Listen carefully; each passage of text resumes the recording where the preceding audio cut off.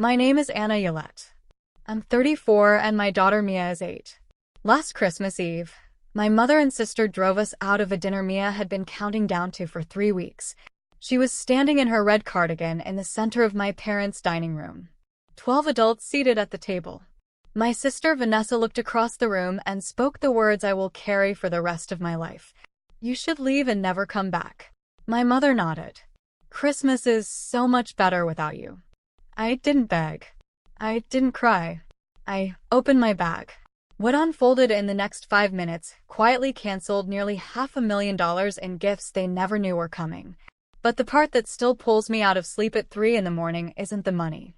It's what Mia asked me in the car and what I had to tell her about her grandmother. Welcome back to Calm Drama Stories. This is the channel where I share family stories about boundaries, dignity, and quiet strength. The kind of stories you wish someone had placed in your hands 20 years ago. If you have ever sat at a dinner table feeling invisible to the very people who raised you, this one is for you. Drop a comment and subscribe so I can tell you the rest. The morning began softly. 7 a.m. light filtered through Mia's bedroom curtains, pale as parchment. She was already in her star-print pajamas, sitting cross-legged on the rug, humming Once Upon a Dream the way Daniel used to sing it to her. Low, slow, 3 notes at a time. She was drawing a Christmas card for her grandparents. A lopsided tree, a dog she didn't own, a stick figure labeled Grandma with a smile too wide for the face. I was in the kitchen packing the leather portfolio Daniel gave me the day my firm opened. Soft brown calfskin, worn at the corners. A small brass clasp that still clicked exactly as it had 8 years ago. Inside, 5 cream envelopes, each labeled in my firm's letterhead. I won't tell you yet what was inside them. I want you to feel what the room felt later. Mia padded into the kitchen in her socks. Mom. Yes, baby. Do Grandma and Grandpa like presents? I stopped packing. I knelt down. I looked at her serious little face, the face she had worn since she was 4 and her dad had stopped coming home from the hospital. Everyone likes presents, sweetheart. Even the ones I drew? Especially the ones you drew. I tucked her card carefully into the portfolio beside the envelopes and clicked the clasp shut. I should have known when she asked that question. I should have understood what it meant. Even an 8-year-old can sense which house has never truly wanted her. But I chose to believe. So I packed the gingerbread, and I packed her hopes, and I packed Daniel's portfolio, and I drove us out into the cold. Let me give you the shape of us quickly, before the rest of the story makes sense. Daniel and I met in 2014. He was a physics teacher at a public high school in New Haven. I was a third-year associate at a downtown firm doing pro bono estate work for families who had never encountered the words living trust. I invited him to a workshop. He brought cookies and stayed 3 hours past the end. We married in 2017 at a barn in Litchfield County. Mia was born that December in a hospital room with snow on the windows. Daniel read a chapter of Charlotte's Web between contractions. He died of pancreatic cancer in September of 2022. He was 38. Mia was 4. 3 years. That is how long it has been. People tell you grief moves in stages. Mine moves in seasons. December is always the hardest one. After Daniel died, I rebuilt the firm I had been quietly constructing on the side. Yolette and Vega Estate Law, Hartford office, 11 attorneys, a solid book of clients. My partner Maria runs operations. I run trusts and family planning. I take home around $420,000 a year. I mention that because what comes later only makes sense if you understand it was mine. I earned every dollar. Pen, paper, 80-hour weeks. Lonely Tuesdays. Daniel left us $400,000 in life insurance. I have never touched it. It sits in a fund with Mia's name on it. College. A wedding she may never want. A trip somewhere quiet when she's older, where she can sit beside water and remember her father. Everything else I have ever given my family came from my paycheck. Everything.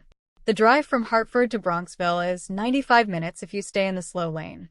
I stayed in the slow lane. Mia fell asleep before we reached New Haven, her chin tipped against the seatbelt, breath fogging a small circle on the window. The portfolio sat on the back seat beside her like a composed and patient passenger. I had texted my sister 3 days earlier. I wrote it carefully. If Mia gets overwhelmed at any point, I'll need to take her home. Please understand that isn't rudeness. That's her nervous system. Vanessa replied with a thumbs up. Nothing else. I told myself a thumbs up was acknowledgement. It wasn't. It was the kind of reply you send a stranger who texts you a wrong number. I had also booked a room.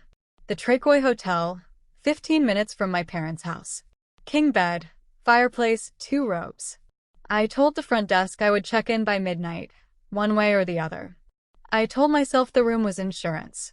I told myself I would not need it. I drove past the exit for Daniel's old high school. He had taught there for 11 years. There is a memorial bench in front of the science building with his name on it, paid for by 120 students who had pooled their allowance money in the spring he died. None of my family attended the dedication. My mother said the drive was too far. I always plan for the worst. It is not pessimism. It is preparation. It is what you learn when you have watched the person you love most fight a disease no one can outwork. You come to understand that the only thing standing between your child and the next disaster is your foresight. We pulled into the driveway at 4:15. 4 cars already there. Vanessa's white Range Rover. Wade's black pickup. Uncle Robert's old Cadillac, polished to a shine even against the snow. My parents' gray Volvo. Lights burning in every window. The Christmas tree was visible through the bay window, frost climbing the glass in feathered arcs. Mia stirred. Are we there, Mommy? We're here, baby. She looked at the house for a long moment. Then she turned to the bay window and lifted one finger, tracing a circle in the air, mimicking the frost pattern. She had been drawing on the car window the whole drive, finger to glass, until I told her her hand would go numb. I carried the gingerbread. She carried her card. My mother opened the door before I knocked. Pat in a green wool sweater, pearls, lipstick the color of dried wine. She looked at Mia first, then at me. Something small shifted behind her eyes, the same small shift that has happened at this door for 3 Christmases now. Oh, you brought her. A pause. Of course you did. From the kitchen, Vanessa called. Did you bring the gingerbread? Mom hates the store-bought ones. I held up the tin without answering. Wade was in the living room with a glass of something amber, half turned away. He lifted one hand without looking. Not a wave, a dismissal of obligation. Mia twisted the hem of my coat in her small, careful fist. I felt it. I always feel it. Children register what adults pretend not to notice. I stepped inside. I should have turned around right there. Eden and Beckett were on the long leather sofa, tablets in their laps.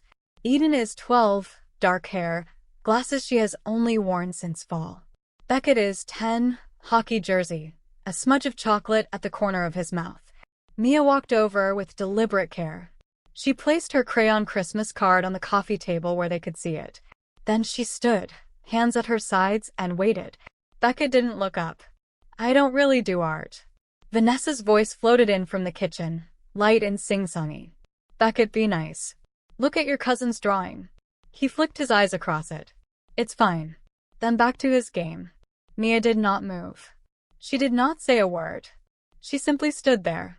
And I watched my daughter learn in real time that the room she had been promised would love her did not, in fact, love her. I was about to step in when Eden set her tablet face down on the cushion.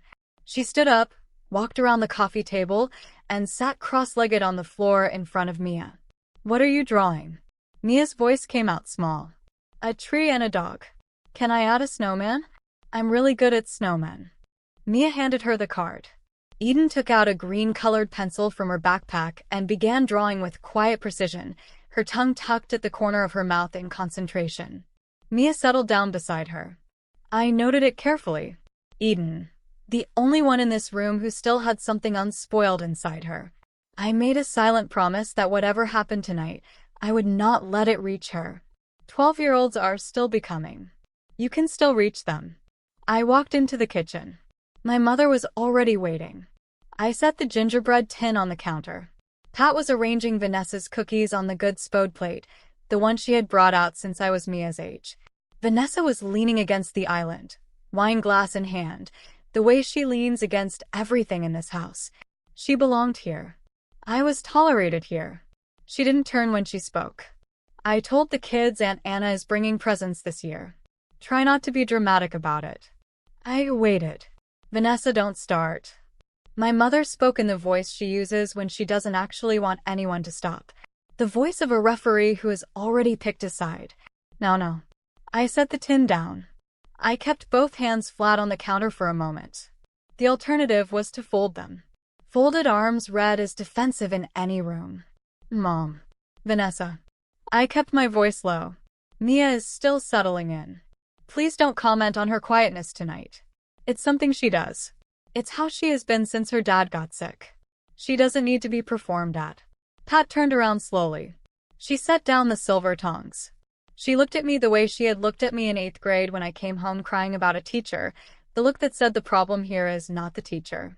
Anna, no one is concerned about Mia's quietness. A pause. We're concerned about your attitude. I closed the oven door slowly. It was easier than closing my mouth. Vanessa took a sip of wine and watched me over the rim the way a cat watches a bird it has already decided about. I turned and walked back toward the dining room. I was already counting the exits. Pat had handwritten name tags, calligraphy ink, cream cardstock, Holly Spriggs. She guided us into the dining room like a hostess at a charity gala. My tag was at the far end of the long table, in the corner, beside the empty chair of an uncle who had canceled 2 days prior. The seat directly across from mine was empty as well, a placeholder for a brother-in-law of Wade's who had never confirmed. Symbolically and physically, I had been placed at the dead end. Mia's tag was at the children's table, a separate foretop by the window with Beckett and 2 teenage cousins of Uncle Robert's, at least 4 meters from where I would sit. Eden looked at the seating arrangement, looked at her own assigned chair between her parents, and then quietly picked up her name tag and her plate, walked over to the children's table, and sat down beside Mia. No announcement. No request for permission. She simply did it. I watched my niece become someone I would remember for the rest of my life. Pat noticed. Her mouth tightened. She said nothing. We sat. Mia began to hum. Once Upon a Dream, low and steady, the way she does when she doesn't know what to do with her body. That melody had carried her through her father's hospice room. It would carry her through this dinner too. Anna. My mother's voice crossed the table. Could you ask her to stop? Robert is trying to hold a conversation. I stood. I walked to Mia. I knelt beside her chair. I sang the last 4 notes of the verse along with her, softly. I smoothed the hair back from her face. I whispered, "Let's eat, baby. I'm right over there." The humming stopped. The silence that followed felt worse. My father rose for the toast. Hugh in a red sweater, glasses on a cord around his neck. He has been retired 2 years and still keeps a calculator in his breast pocket. He raised his glass and spoke the familiar words. Family, gratitude, the year behind us, the year ahead. He made eye contact with everyone seated at the table. Everyone except me. Everyone except Mia. I noticed. Mia noticed. Children always register the faces that get skipped. Wade went next. He toasted family, the ones who show up. He looked at Vanessa. He looked at my parents. He did not look at me. I lifted my glass and drank anyway. I had been doing that for 3 years, and I was exhausted by letting them decide when I was allowed to be thirsty. Vanessa raised her glass third. To the ones who carry the weight. She was speaking about herself, the mother of 2, the household manager, the one Pat called every morning without fail. She wanted recognition for the labor she had chosen, which was fair enough, except she wanted that recognition subtracted from somewhere. And that somewhere was always me. When my turn came, I stood. I lifted my glass. I kept my eyes on Mia, who was watching me with the wide, still attention of a child who understands she is somewhere sacred. To Daniel, I said, "He'd love seeing Mia this Christmas." I sat down. A brief silence settled. Pat exhaled through her nose. I heard her murmur to Vanessa, soft, but not soft enough. Why does she always bring him up? As though he were a casserole that had simply stopped being relevant. Robert frowned quietly into his wine. The dinner began. Robert, my father's older brother, and the only person in that room I have ever loved without condition, leaned across the table. Anna, tell me about the firm. Vega Estate, right? I read something about you in the Hartford Courant. It was the first sentence anyone had spoken to me as a full human being. Yolette and Vega, I corrected gently. And yes, the article covered our pro bono work with widowed families. We launched a program last spring that. Speaking of carrying weight, Vanessa cut across smoothly. Mia, sweetheart, why don't you take Beckett's tablet and go play in the den? The adults are trying to have a conversation. Mia looked at me. She did not move. Vanessa turned toward Pat, dropping her voice into the false concern register I had been fluent in since childhood. I told you this morning, Mom. Christmas is for real family, not distractions. The word dropped to the back of the table like a slow stone breaking still water. Distractions. Robert's eyebrows drew together. I set my fork down carefully, the way you set down something sharp when you've decided not to use it. Yet, Mia is real family, Vanessa. You know what I mean. I genuinely don't. Linda, Robert's wife, cleared her throat and said something quickly about the cranberry sauce. Homemade, 3 days, a recipe she kept close. The conversation lurched sideways. Robert held his gaze on me a beat longer than the moment called for. Something moved across his face that I would later name as regret. The regret of a decent man who realized, mid-bite, that his brother's house was colder than he had ever allowed himself to believe. The dinner resumed. My fork stayed down. The second course arrived. Roast turkey, glazed ham, 3 preparations of potato. Pat carved, as she always has. She had refused, the Christmas Daniel was dying, to let him sit at the head and carve the way he had every year since 2017. Hugh handles the meat in this family, she had declared. Daniel had laughed about it later, lying in our bed, too depleted to be wounded by it. Honey, your mother thinks I'm a guest at my own holidays. And then he had fallen asleep with my hand still in his. I was sitting inside that memory when Pat settled across from me and said, with the pleasant tone of someone recommending a supplement, "You know, Anna, you're only 34. You shouldn't let widowhood become your entire identity." I lifted my glass. I drank. I set it back down. It isn't an identity, Mom. It's a Tuesday morning when I miss him. She blinked, just briefly. Then she composed herself. Daniel was a good man. She paused. But he didn't build anything, Anna. You did. And you keep attaching your achievements to him.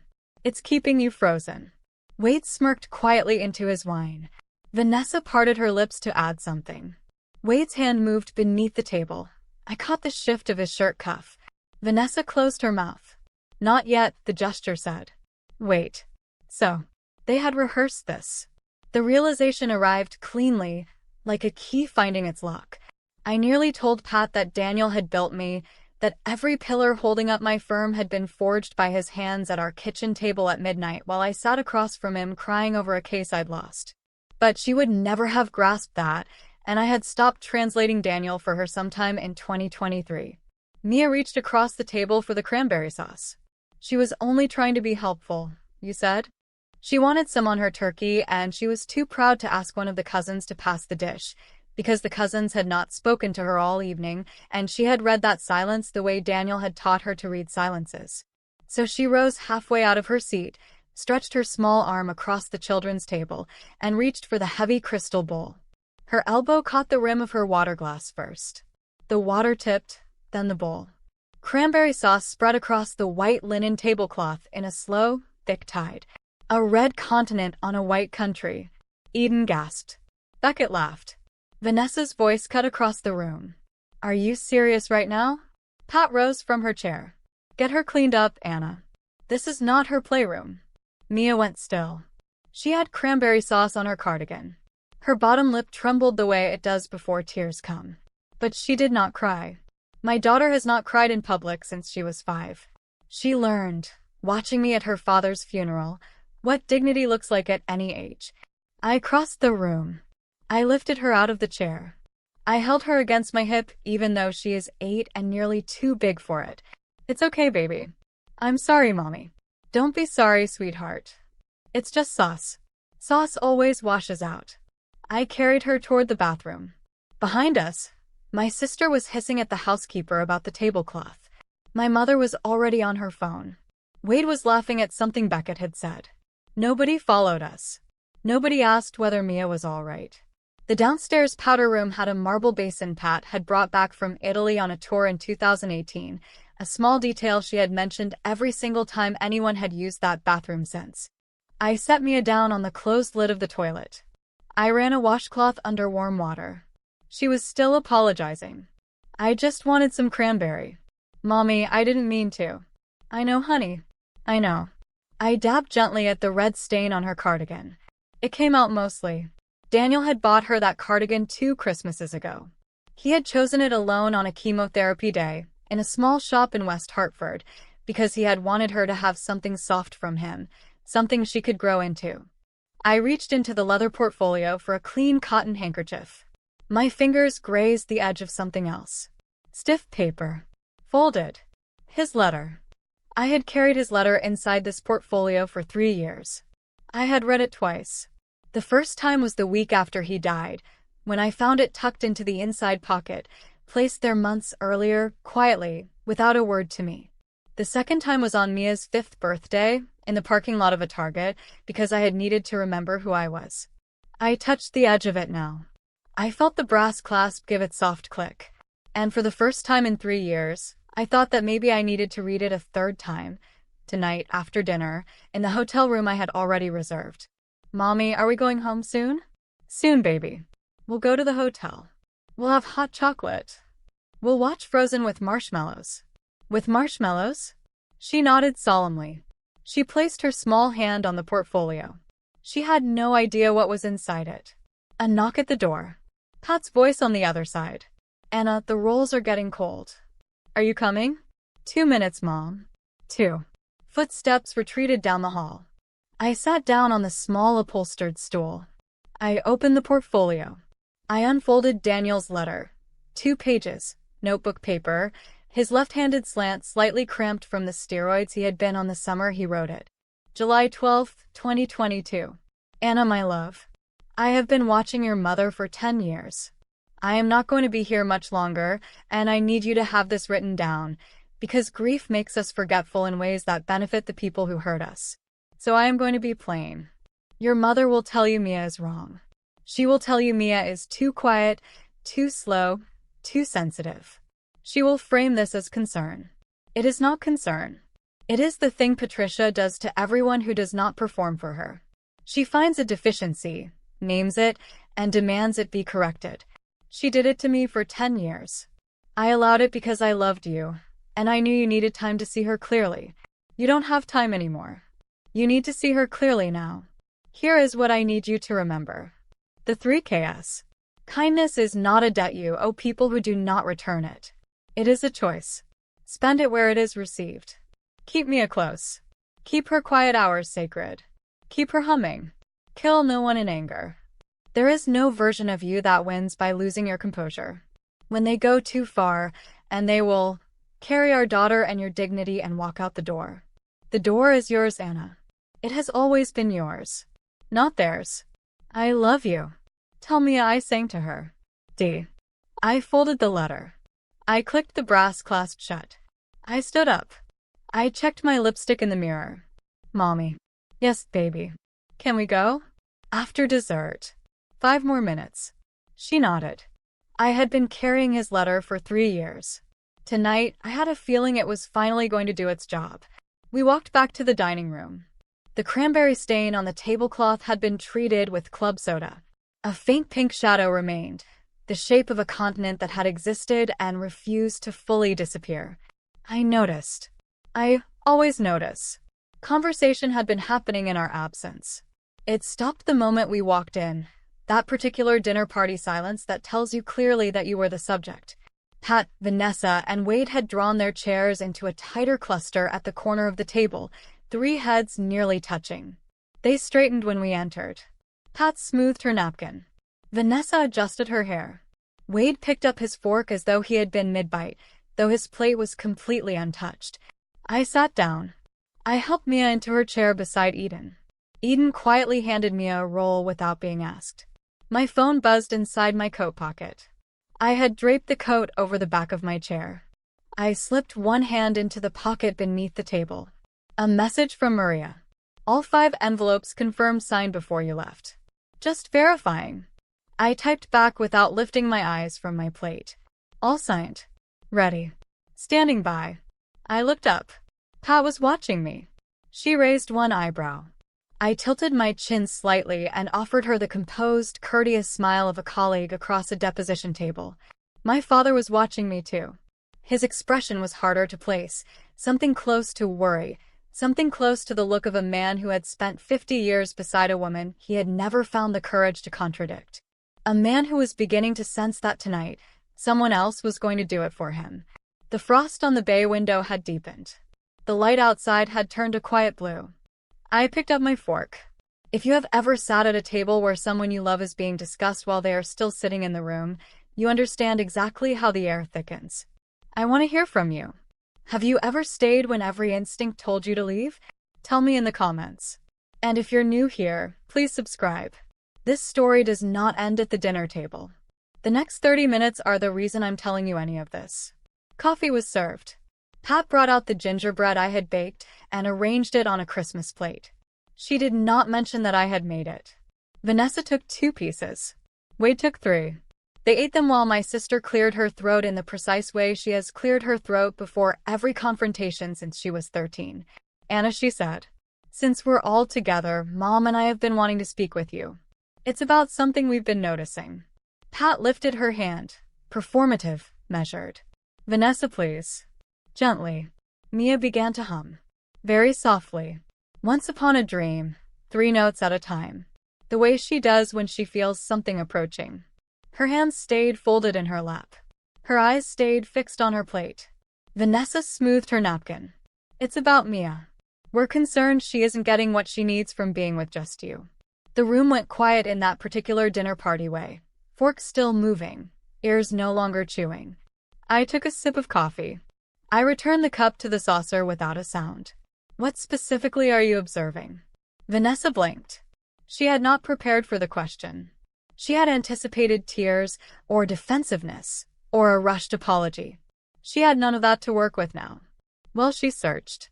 Her behavior tonight, for one. You mean the cranberry sauce? I mean, yes. And the humming. And the way she just sits there. Vanessa. I kept my voice even and unhurried. She is 8 years old. She lost her father at 4. Behavior is communication. What do you think she's trying to communicate? Vanessa looked at Pat. Pat looked at Wade. Wade picked up the conversation the way a relay runner receives a baton. Anna. Pat's voice now slower, heavier. The voice she once used to hand a middle schooler a discipline slip. Mom, she doesn't talk. She hums. She stares. Eden was reading chapter books at her age. I taught middle school for 30 years. I know children. This one isn't right. Eden flinched. She did not look up from her plate. Mia stopped humming. Her hands moved to the napkin in her lap and folded it twice, very deliberately, into a precise rectangle. I watched my daughter make herself smaller in real time, the way you watch a fire start in a kitchen you cannot reach. Wade nodded along. He had been waiting his entire adult life to nod at something Pat said. Just being honest, Anna. We've all noticed. All of you. I let the question settle. All of you have noticed. Robert and Linda were not nodding. Robert was studying his plate with the restrained fury of a man who had grown up in this house and spent 50 years learning not to fight inside it. Linda's hand had found Robert's wrist. Her grip was firm enough to whiten her knuckles. All of us who matter, Vanessa said quickly. Pat. Vanessa. Vanessa, what? Pat silenced her with a small, tight shake of the head. The kind that means not in front of witnesses, you fool. I filed it away. I turned to Mia. Baby, do you want to come sit next to me for dessert? She nodded. Eden helped her carry her plate across the room. Mia slid into the chair on my left and placed her small hand on my forearm. I looked back at my mother. Let me make sure I understand. You're saying Mia is behaviorally inadequate for this dinner table. Mia, who lost her father at 4, who is being evaluated by a pediatric neurologist at Yale, who tests in the 98th percentile on every cognitive measure. Pat's expression did one of its small recalibrations. I don't appreciate being put on trial, Anna. I am not putting you on trial. I am asking you to clarify a sentence. A sentence you said about my child while she is sitting in this room. Don't twist my words. I am repeating them. Hugh. My father looked up. He set his fork down. His mouth opened. His mouth closed. He looked at Pat. He looked at me. He looked at his plate. He lifted his fork again. Wade said, Anna, we are trying to help. You're being defensive. I almost laughed. When someone tells you that you are being defensive, what they almost always mean is that they have just thrown the first punch and are surprised to find you still standing. Wade. I kept my voice measured. What exactly is the help you are offering? He had no answer.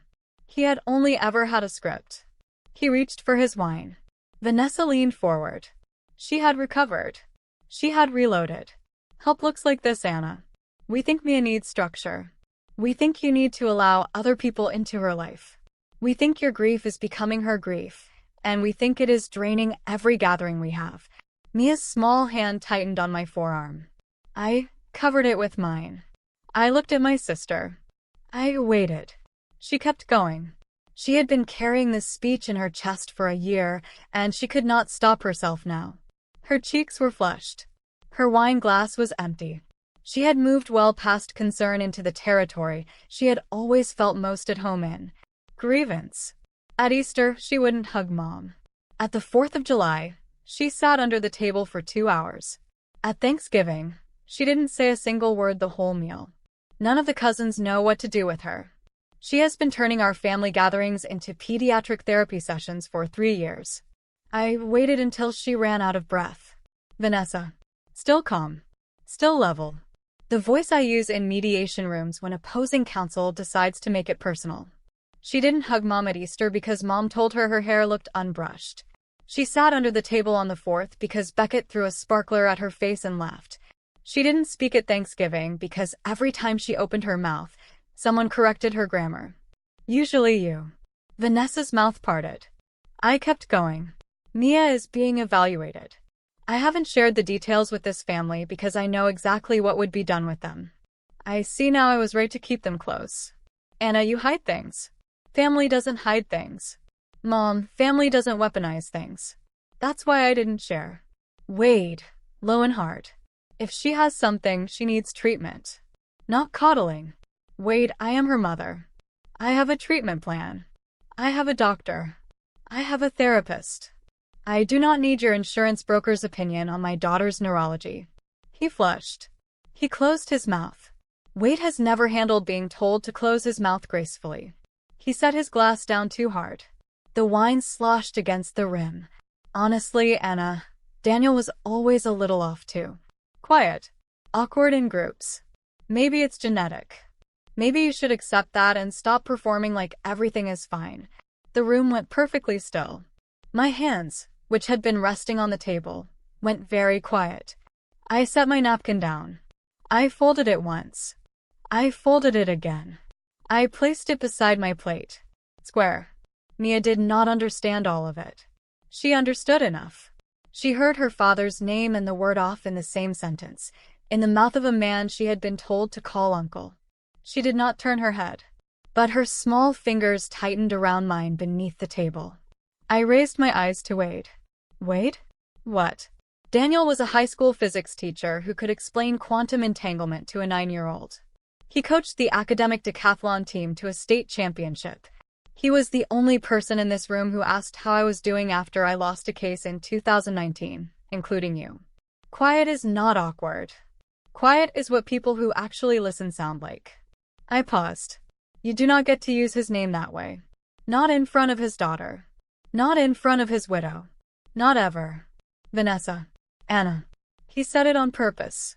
He didn't. Yes, he did. He said it deliberately. I know what deliberate looks like. I have been a lawyer for 10 years. Wade looked at his plate. He did not apologize. Vanessa reached for his hand. He pulled it back. The first hairline fracture in their alliance. I noted it. My father set his fork down. He had not been eating. He had been pushing a piece of potato around his plate in small, careful circles, the way he used to move numbers across a calculator when he was uncertain about a balance. He cleared his throat. Pat. His voice came out then. Pat, that's enough. Stop. The room turned toward him. Even Wade looked up. Hugh has not raised his voice in this house, not in 40 years, not even in moments that demanded it. Pat turned her head a quarter of an inch. The look she gave him was the same look she had given him when he had wanted to take a position in California in 1987, and she had told him, simply, no. Hugh, you don't understand. This needs to be said. He held her gaze. 1 second. 2. 3. Then he dropped his eyes. He picked up his fork. He pushed his potato in its small, careful orbit. He did not speak again. I watched it. I catalogued it. I did not let it save him. I have been waiting for my father to speak up for me for 34 years. He has murmured on occasion. He has never once raised his voice. A murmur at the right moment is still only a murmur. A murmur is not a shield. A murmur does not stop a hand from coming down. I had learned that as a girl. I had allowed myself to forget it. I would not forget it again. I turned back to my mother.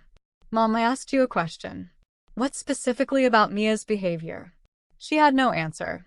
She had only ever had a verdict. I let the silence sit. I have learned in courtrooms that silence is a precision instrument. People who are wrong cannot tolerate it. They will fill it. They will hand you the rest of the case if you give them enough room. Pat filled it.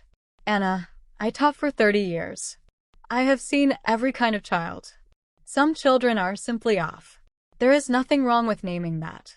Naming it is the first step toward addressing it. I nodded slowly. Not in agreement, just enough for her to hear herself. Mom, listen to what you are actually describing. You are describing an 8-year-old who lost her father at 4. Her quietness is grief. Her humming is the song her father sang to her every night for 4 years. Her stillness is regulation. It is how her body keeps her safe in rooms that do not feel safe. You are not seeing a child. You are seeing an inconvenience to your evening. Eden, very softly. She's not an inconvenience. Vanessa snapped. Eden, eat. Eden's chin trembled. She picked up her fork. She set it back down.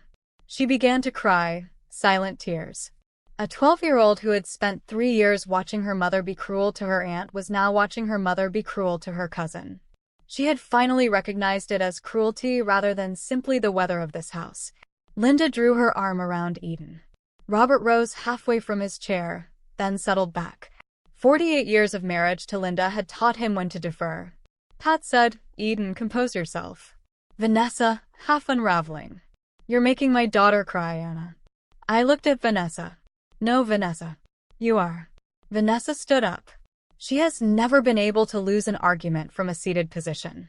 It is the one quality she shares with our mother, the conviction that physical height is moral high ground. She gripped her napkin in one fist.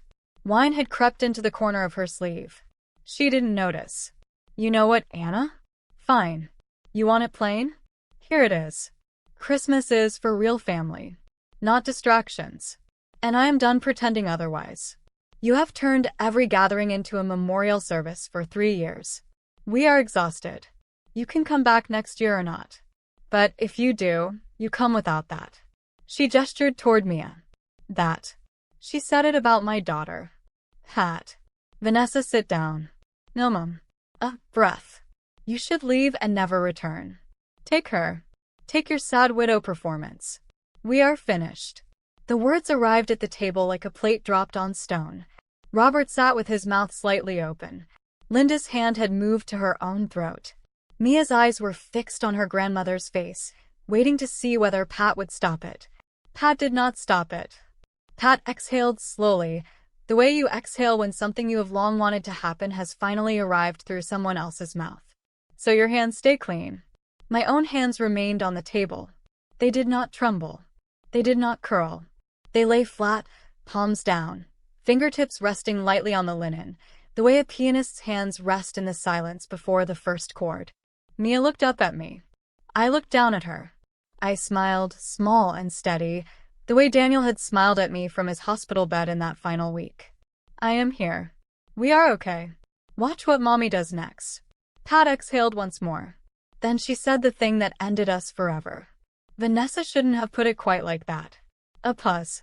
But honestly, Anna, Christmas is so much better without you. It has been quieter. Lighter. Every gathering since Daniel died has been heavier, because of you. We have all felt it. We simply haven't said it. Perhaps we should have said it sooner. There it was. The sentence Daniel had written to warn me about 3 years ago. Different words. Identical temperature. She will address this as concern. It is not concern. I did not flinch. I felt Mia's hand on my forearm. I felt the brass clasp of the leather portfolio against my hip where it hung from the back of my chair. I felt the cold radiating off the bay window behind my mother's head. I felt every dinner of my life arranging itself into a single weather system behind my breastbone. I stood. The chair scraped, one clean, precise sound. Mia stood too. Small and composed, her hands still in mine. I looked across the table at my mother, my sister, my brother-in-law. I spoke calmly, the way you announce that a meeting is concluded at the end of a negotiation that has gone precisely as expected. Okay, Vanessa. Okay? That's all you have to say. Vanessa, I'm leaving. But before we go, Vanessa, wait. Please sit. There is something we need to do together first. It will take 1 minute. They sat. Uncertain. They had braced themselves for tears. They were entirely unprepared for an agenda. I lifted the leather portfolio from the back of my chair and placed it on the table. The brass clasp clicked open in the silence the way a courtroom gavel strikes at the opening of a hearing. I removed the 5 envelopes. Cream stock, substantial paper, each one labeled in my firm's letterhead font. Each one with a name printed across the front in deep blue ink. My partner Maria's signature at the seal alongside mine. Today's date. I placed them on the tablecloth in a row, deliberate, evenly spaced, like exhibits. Mom. Dad. I touched the first envelope. $75,000. A new roof on this house and a medical fund for Dad's heart medication copays through 2027. Hugh's face drained of color. Pat's mouth open without sound. I touched the second. Vanessa. Wait. $120,000 to retire the mortgage on the Adirondack cabin, the one I co-signed for in 2022 when you couldn't qualify on your own. Wade made a sound low in his throat. Eden. I looked at my niece. Her eyes were glistening. $50,000. The next 2 years of tuition at Sacred Heart, wired directly to the bursar's office. Already arranged. Eden pressed her hand over her mouth. Beckett. $45,000. Tier 1 Summer Hockey Academy, plus equipment. Beckett looked at his father. His father did not look back. And Vanessa, I held up the final envelope. $200,000. Seed capital for the boutique on Larchmont Avenue, the one you have been telling everyone about for 8 months. Maria signed off on the wire this afternoon. The lease deposit was set to clear Monday. Vanessa. Anna. I brought these tonight. They were going to be my Christmas gifts. I lifted the first envelope. My parents. Roof. Medication. I held it up. I looked across the table at Pat. Quiet. Level. Almost gentle. Then you won't mind me doing this. I tore it. One clean, deliberate motion, top to bottom. The check inside split with the paper. The sound was the loudest thing in the room. Pat. Anna. Anna, wait. I lifted the second envelope. The cabin mortgage. Wait. The original cosign release is in this envelope as well. Tonight, my name comes off your mortgage. The bank will be notified Monday morning. Wade lurched to his feet. What? Anna, those are checks. I tore it. Drawn against my firm's gift account. Maria has authorization to void all of them by 10 o'clock tonight. I am texting her at 9:45. Third envelope. Eden's tuition. I paused. I looked at Eden. She was crying openly now, both hands pressed to her face. I let my voice soften. Eden, I'm sorry. This one isn't about you. I love you. We will find another way to keep you at Sacred Heart next year. I will work it out with you privately, not with them. Will you call me tomorrow? Eden nodded. Twice. Hard. I tore the envelope anyway, because Vanessa needed to feel it. Fourth envelope. Beckett's hockey. Gone. Fifth envelope. Vanessa's boutique. $200,000 of my money. Vanessa. Anna, please. Anna, stop. Anna, that's $200,000. Anna, the lease. Anna, please. I held it up. Christmas is so much better without me. So is $200,000 without you. I tore it. The pieces drifted down onto the tablecloth. Several of them settled on the cranberry stain the housekeeper had worked to lift earlier. The stain was still faintly pink under the light. I looked at it. I understood it suddenly, the way you understand a metaphor the moment it stops being one. What I had been trying to scrub clean at this table for 3 years was never going to come out. Pat rose from her chair.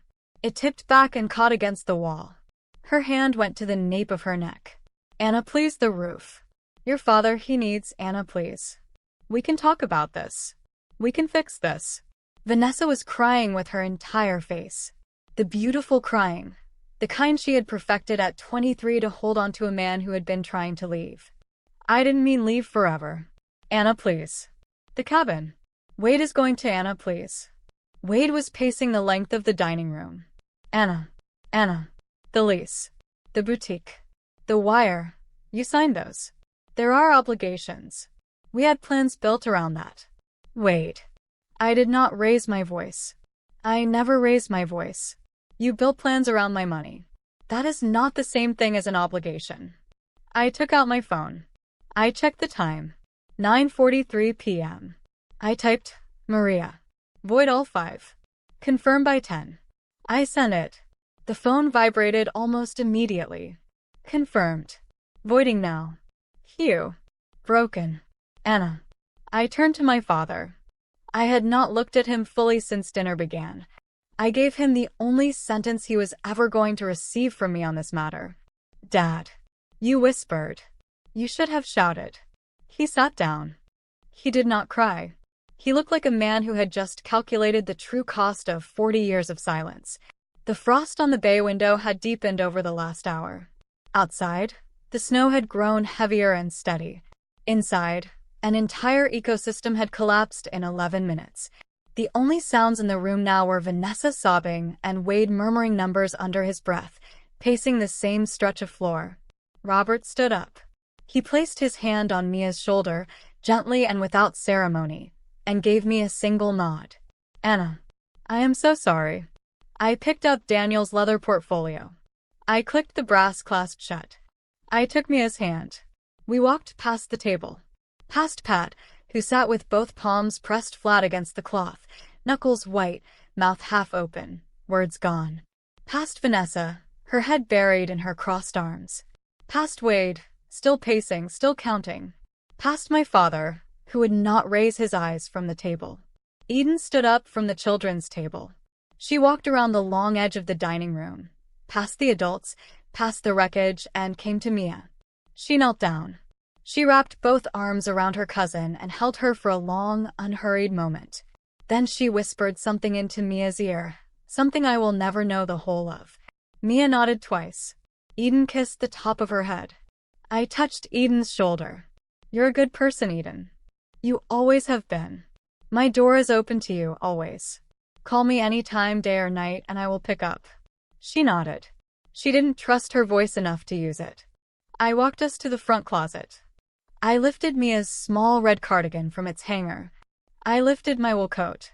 I helped her into hers and pulled mine on. At the front door, I turned back once.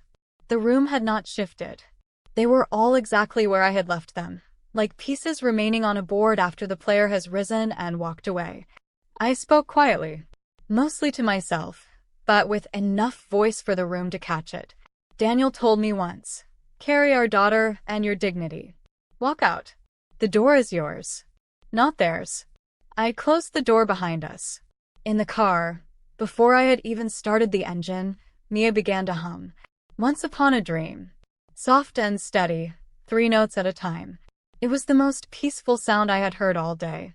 I drove south on 95 in the slow lane. Snow fell in a steady, quiet curtain. Mia hummed for 20 minutes and then stopped.